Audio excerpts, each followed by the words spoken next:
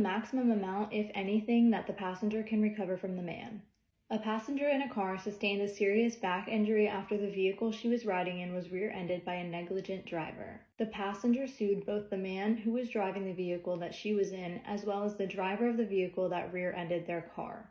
The jury found that the passenger's damages totaled $100,000. The man was found to be 20% at fault, the driver was found to be 70% at fault, and the passenger was found to be 10% at fault for not wearing a seatbelt. The jurisdiction has adopted the pure comparative negligence doctrine with joint and several liability. What is the maximum amount, if anything, that the passenger can recover from the man?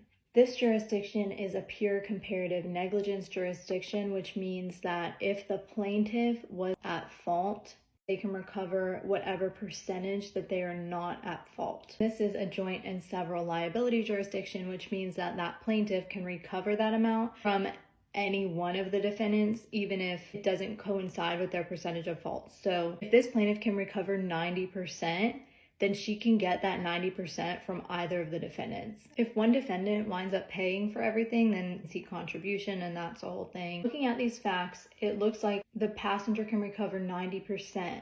Maximum amount that she can recover from the man, because we're in a joint and several liability jurisdiction, that means she can recover the entire amount from just one of the defendants. A says $100,000.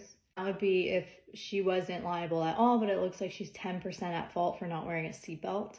B says $90,000, which is what I think it is. C says $20,000, and D says nothing. D would be applicable if we were in contributory negligence jurisdiction, which means there's a complete bar to recovery if the plaintiff is even 1% at fault. I'm gonna go with B, and the answer is B. Even though she can recover the full amount from the man will likely seek contribution from the other driver in the amount of $70,000 since he was only 20% at fault. Yes, she can get the full $90,000, but he'll likely try to seek contribution.